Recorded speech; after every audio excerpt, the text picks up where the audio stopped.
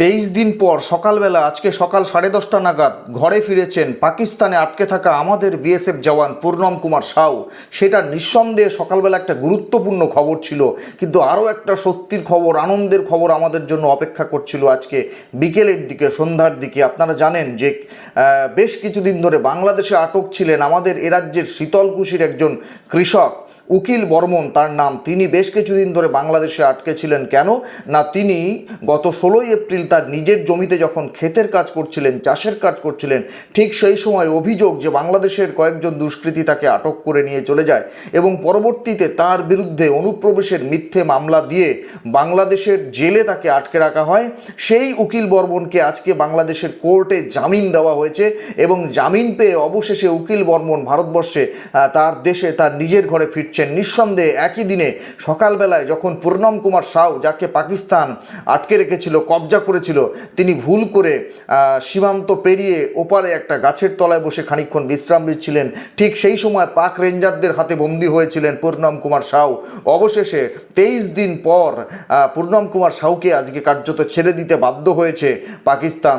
আজকে সকাল 10:30 নাগাদ আটারি ওয়াগা সীমান্ত দিয়ে তিনি দেশে ফিরেছেন।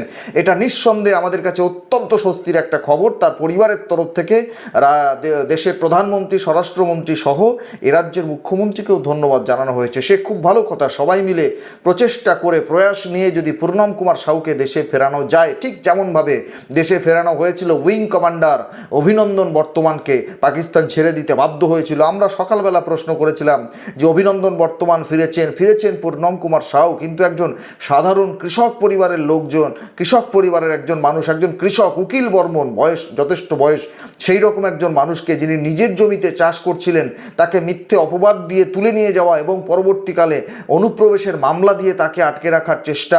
এই এতদিন তিনি বাংলাদেশের জেলে আটকে ছিলেন, পূর্ণম কুমার সাউয়ের অনেকদিন আগে থেকে আটকে ছিলেন। অবশেষে আজকে বাংলাদেশের কোর্টে তাকে জামিন দেওয়া হয়েছে, তিনি ফিরেছেন। আপাতত তিনি রয়েছেন বিএসএফের ক্যাম্পে। আপনারা জানেন যে রাজ্য পুলিশের বড় বড় কর্তারা তার বাড়িতে গেছিলেন, তাকে আশ্বস্ত করেছিলেন, মানে তার স্ত্রীকে, তার পরিবারকে আশ্বস্ত করেছিলেন যে নিশ্চিতভাবে তাকে দেশে ফেরানোর সব রকম বন্দোবস্ত করা হবে।